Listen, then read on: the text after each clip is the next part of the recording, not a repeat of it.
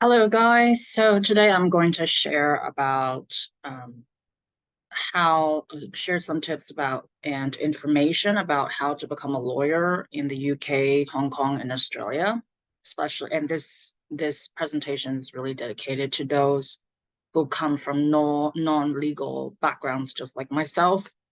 So here goes. So the table of contents of the regarding the structure of this presentation. So I'll first introduce myself.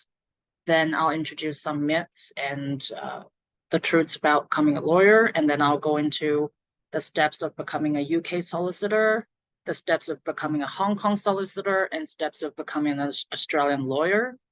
And the reason why I chose these three jurisdictions is because they're all common law jurisdictions, which means that it is much easier in terms of becoming qualified in common law jurisdictions, which I will then a civil law jurisdiction, and I will talk more about that later. And then, of course, I will then conclude with some advice and tips to become a lawyer. For example, how do you become a lawyer via the fastest route and so forth. Okay, so let's get started. So brief profile. So I have a Bachelor of Arts, Politics and Criminology, from the University of Melbourne. I'm currently a Juris Doctor candidate in law at Monash University, Australia. After graduating from my bachelor's degree, I had 4 years of work experience in business. And meanwhile, I also did multiple legal internships at international law firms, uh, specifically in disputes resolution, corporate law, M&A, and so forth. And part-time, I was also a policy researcher and public speaker on cybercrime prevention and environmental policy. So let's get into the myths and the truths. All right. So the myth is that I'm actually quite surprised, because many people that I speak with, they think that, oh, I have a law degree, I have a PhD in law, I have a, LLB and so forth, and therefore I'm a lawyer, right? And that is wrong.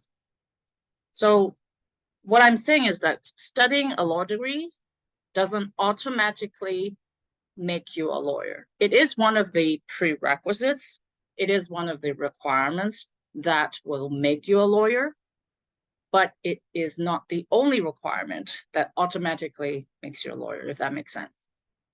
So the truth is, there are additional steps, right? So depending on where you want to practice in. So it's not a free flow major, as I call it, like the MBA or engineering or tech, where, for example, if you studied uh, computer engineering in the United States, you can pretty much go anywhere, the UK, Australia, Hong Kong, China, Japan, to get a job.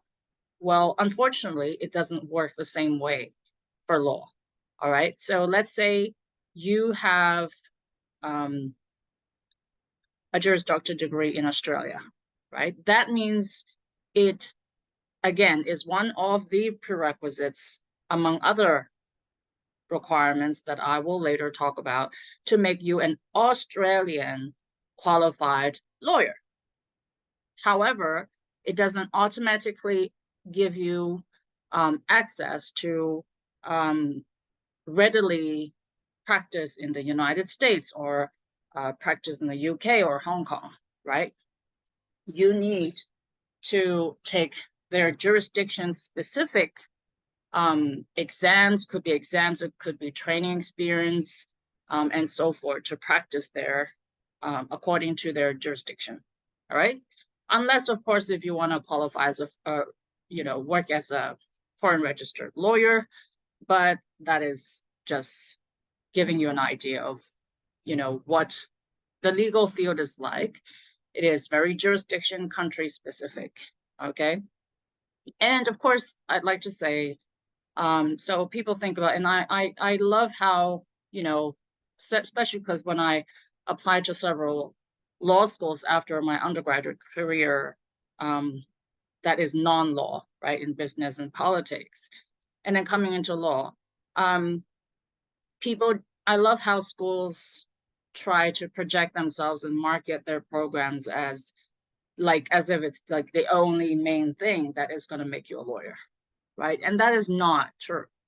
That's one of the big steps, correct, but it's not the only step that will equal and automatically make you a practicing lawyer. All right. It's also very important to think about hidden costs along the way, like even the time that's going to take, which I will later cover. All right. So all these things need to be taken into account when you're deciding where you want to qualify first as a lawyer. Train and qualify and register. All right. Okay.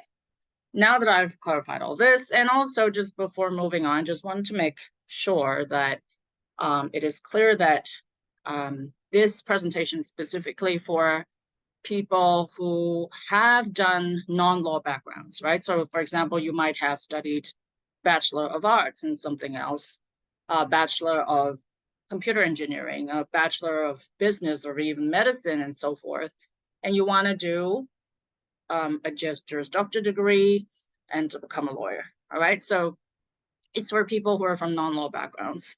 And I get this a lot of when I'm speaking with people, right? I get a lot of this confusion. So many people say, so how does it work?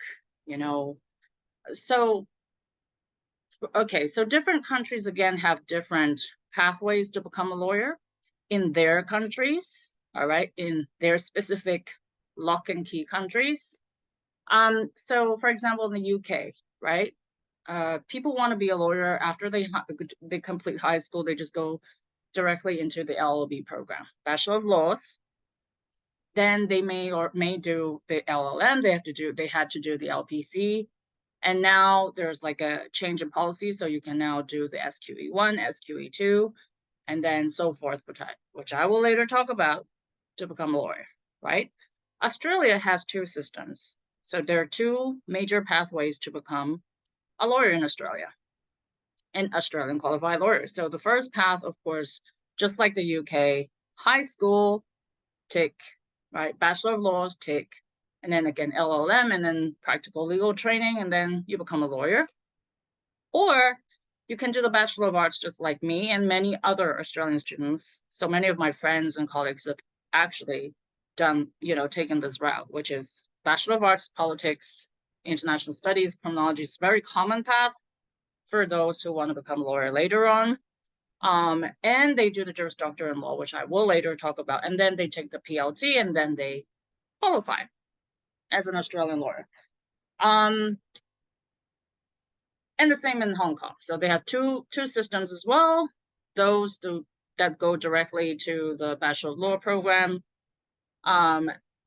and then take the steps to become a lawyer in Hong Kong, or they do Bachelor of something else and then go into Juris Doctor, postgraduate degree, and then PCLL exam, and then qualify as a Hong Kong lawyer. So there are multiple pathways, depending on which country you are planning to practice in, which is a very important thing, right? I think it's most important. One of the senior lawyers that I actually spoke with gave me a very good suggestion that really led me to the right path. So when I was accepted to several law programs in Australia and the UK, I was thinking about, which one to take. And I really had no idea, after all this work experience and having a Bachelor of Arts degree, which pathway would be the shortest path or which pathway would be most suitable for me. So one of the real senior lawyers who works in Hong Kong and studied in Australia before and also had work experience in the UK as a practicing lawyer said, number one thing for you to think about is where do you want to work in the long run? Where do you want to live in, right? Then the next question is, depending on what you answer, right? So for example, if you want to live in the UK, then all right, then it's more suited for you to, and makes more sense for you to take a UK law degree and then go forward with it, right? So really, because like I said, it's very jurisdiction specific. So it's not like a global degree where you can, practice as any jurisdiction without additional steps. So law is a very specific, country-specific degree.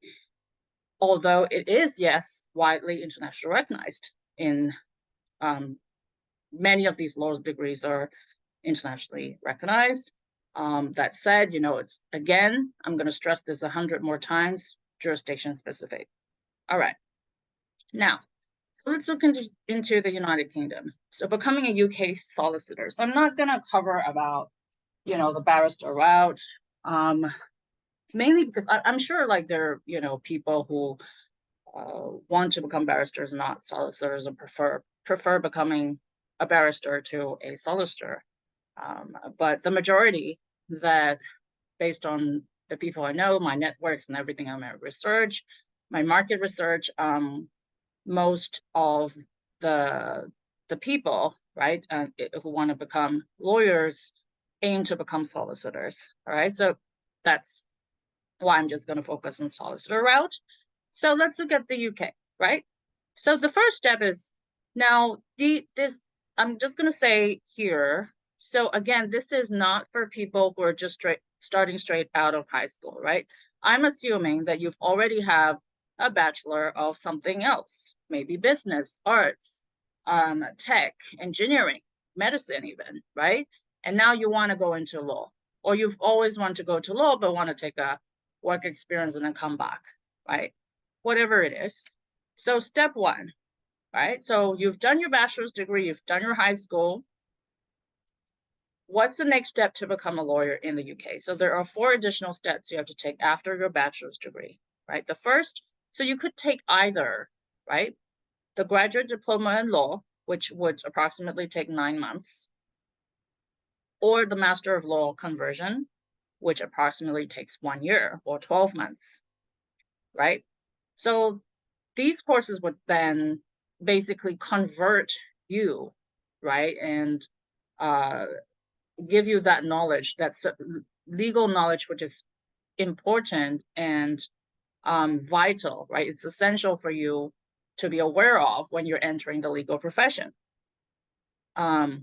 So there are many students, based on what I've researched, who chose the graduate diploma in law simply because it's, a little bit shorter and cheaper, right? Whereas the Master of Laws gives you a Master of Laws, which is a more higher up degree, takes a little bit longer, more expensive, all right? And it's really a personal choice, based on what the people have said. And the second step, right, is the SQE1 exam, right? So the SQE1 exam has a pass rate of 51% in 2023. It is not easy. I've heard of cases where people had to retake it, and there are only, I believe, several times that you can take it, retake it. And the timeline required to really finish and tick off the SQE1 exam is really fluid, right? It's not like a dead end, kind of a specific period of time. But this is the estimate, 6 months to a year. So I've spoken with a lawyer in Hong Kong who's from Linklaters, and she has been working at the firm for like 10 years, and she wants to open up more opportunities and have, more doors open for her as a lawyer. And it took her like 6 months. But then you have to know that she's already had 10 years of legal experience. So, that's, but then when I asked her, she did say that it really doesn't have much to do with how much experience you've had or not had. It's really about exam taking strategies, right? But that's just opinion, right? So that's the realistic overview of who takes SQE from, if you're coming especially from another country, right? And the second lawyer that I spoke with is from Pfizer. So she's an in-house legal counsel advisor in one of the which is like a big corporation based in Africa. And again, she wants to live in the UK. She wants to practice as a lawyer in the UK in the long run. And it took her now 6 months to take the SQ exam, actually in the following month. So, and then I've had some other students who are, coming fresh out, career changing, and they took 1 year. So it really is fluid, right? There's no set time period of how long it's going to take for you to come, to pass the SQE exam, right? So, but that's the realistic overview, right? It might take you longer if you're, say, working full time, so forth, right? Then you have the SQE2 exam, and the pass rate for SQE2 exam is 77%, 6 months to a year, right? And then the other thing is, after these two exams, right, then you're going to have to do training contract. So let's say you're coming straight out of the graduate diploma in law program, the master's of law program, right? And they don't really require you to do, for example, training contract after SQE or before SQE exam. It doesn't matter. You can take it anytime. But basically, you need a law firm to give you a contract as a trainee, and you're going to train at that law firm for 2 years as a trainee solicitor, right? Then after that, you're going to have to apply for admission, and there's a character suitability test, and then you become a lawyer, right? So the total number of years that you're really talking about is 4 to 5 years minimum, right? I've known some lawyers who took up to like 8 years, and so forth. So, if you are an international student, you're coming into the UK and you want to be a lawyer in the UK and qualify as a UK lawyer, right? What you have to know is that it's not like the undergraduate bachelor's degree where you're just coming in and finishing a degree and then find any job, right? The question is, how long can you sustain in a foreign country with all the costs, especially in the UK, where, the pounds are always appreciating in value, the costs are going up, rising costs and everything, inflation. How long can you sustain? And, until you become a UK qualified solicitor, you may have to, for example, take up jobs that you don't want to do. So I actually know somebody who is working in the business field, so that she has enough money to, take exams. She has enough money to sustain. What if, for example, you don't pass the first time for the SQE, to retake it? That, because it's not like, you take it today and then it's done tomorrow. You have to sustain, and you might have to, invest more time, more money to take before you can take the next exam. You might even have to invest in more courses along the way. So, well, some of them are self-prepared and some are like they took courses. So it's really the question of how long, right? Can you commit? How long can you really invest in it?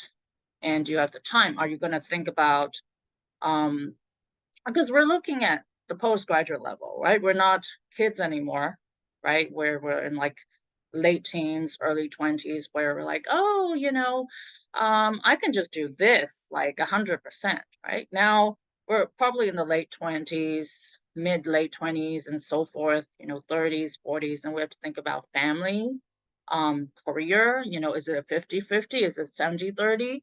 Do you already have spouse? Do you not? Do you have family to take care of? So like, it's really about sustaining and commitment, right? And this is a very serious life decision. So, my advice is really to look at this and then also look at other factors, and then really weighing in on, like, with practical aspects and through the practical lens. Okay. So not just dive in. Like I know some students, I know like a couple students who initially, for example, studied in the United States for a bachelor's degree and said, okay, you know what? The UK is much cheaper, right? And yes, the Juris Doctor program in the US is very expensive, especially for international students. That's correct. But that doesn't mean the UK is much cheaper, because the program might just be 1 year, right? The graduate diploma in law, Master of Law might just be 1 year, right?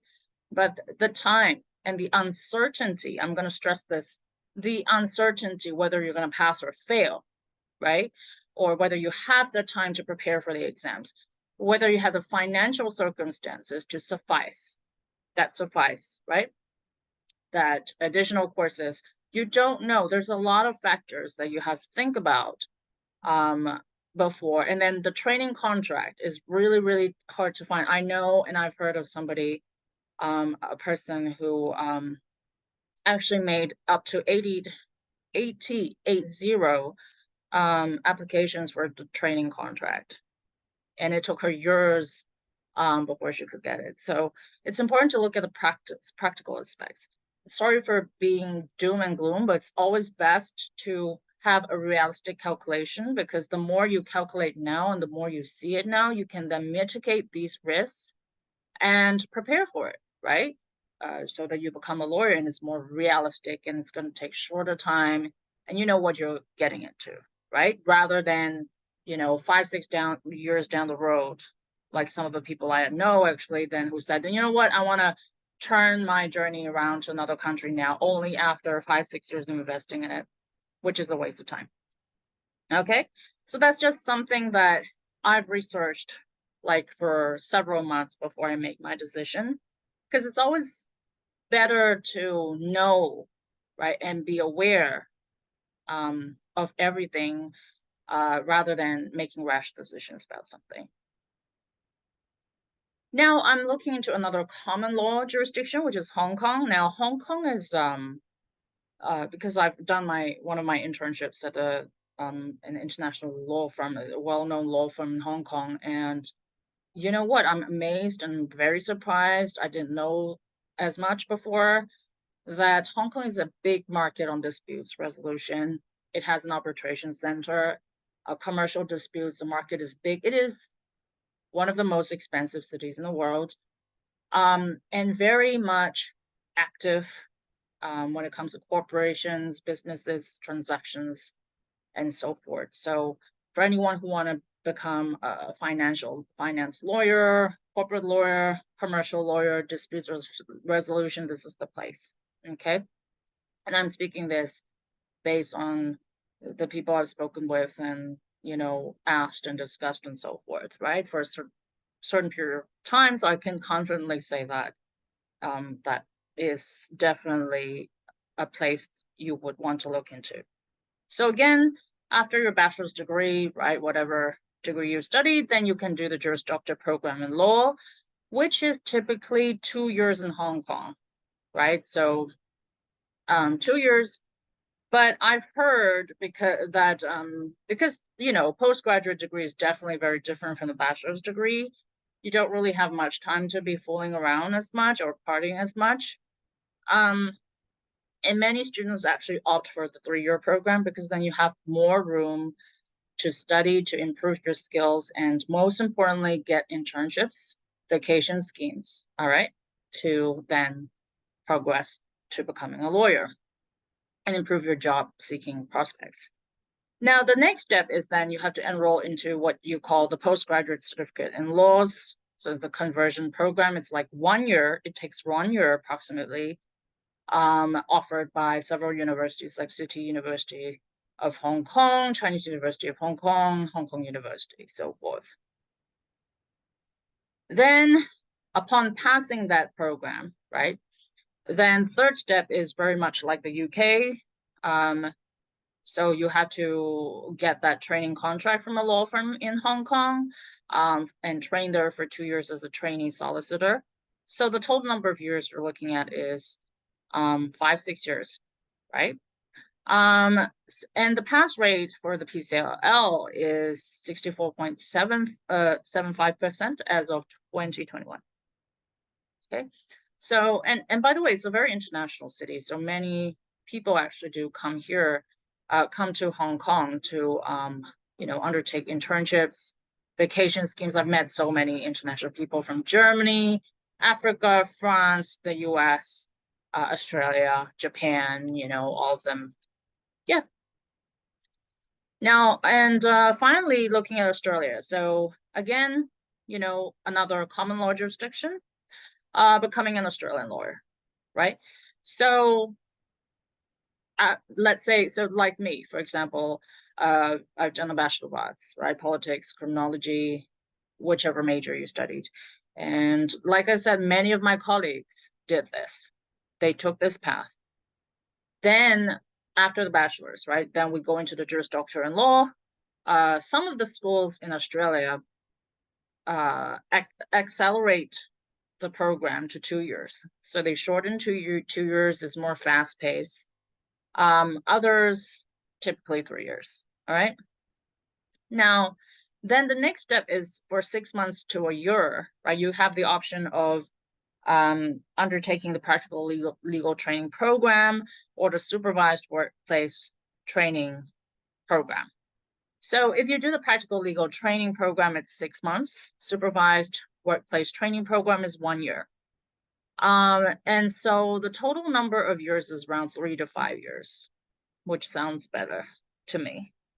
And the risks, so I actually, you know, I was admitted to several programs in the UK and Australia for postgraduate level. And I weighed in and did a lot of research, asked many people, networked a lot to ask about, you know, pathways to become a lawyer. And this is what I found.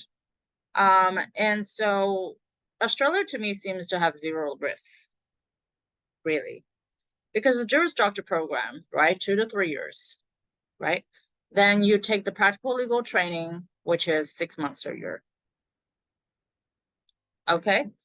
And then you qualify. So 3 years, 5 to 5 years. And that's about it. So the choices are very clear, right? So the conclusion is that it's very important for you to really look into hidden costs, the time that you spend, right? And one of my senior colleagues, right, at one of the internships did say that it's very beneficial to first become a qualified lawyer in one of the jurisdictions, in one of the common law jurisdictions, whether that's Hong Kong, UK, Australia, right, depending on whichever destination you choose. And then when you're working as a lawyer, you have a little bit of income and you have a stable job, then to open doors up, right, then you can add on, you know, by taking the SQA exam for the UK route, take the PCLL conversion for the Hong Kong route, and then you're just like kind of adding on to existing qualifications along the same route. So for example, the one lawyer at one of the big firms in Hong Kong, she is a Hong Kong qualified lawyer, right? And so she's been working several years in Hong Kong. And so you are actually exempted from taking SQE2, right? So if you already are qualified in one of the common law jurisdictions, for example, in Hong Kong, you want to later work in UK, you only need to take the SQE1. And that's it. After you've had working experience, then you don't really need that 2-year training prerequisite. So it just makes more sense to qualify in one of the common law jurisdictions first, and then add on these little, like, minimized prerequisites over time. All right, so that's about it. And the various schools providing these programs, the pathways for you to become a solicitor for United Kingdom, University of Sheffield, provided that you have the bachelor's degree, non-law background, you can go into Sheffield's conversion law program. The BPP has it. They give scholarships as well. University of Law is like one of the most, I think U Law is now very well known because it's very commercial, kind of like recruitment, almost like a recruitment machine for lawyers, so to speak. And then Australia is more academic, educational organizations. The University of Melbourne has one of the best legal programs. Monash is also relatively good. Griffith, UNSW, and Hong Kong, the University of Hong Kong, CUHK, CityU, ULaw, and so forth. And that's about it. Thank you very much.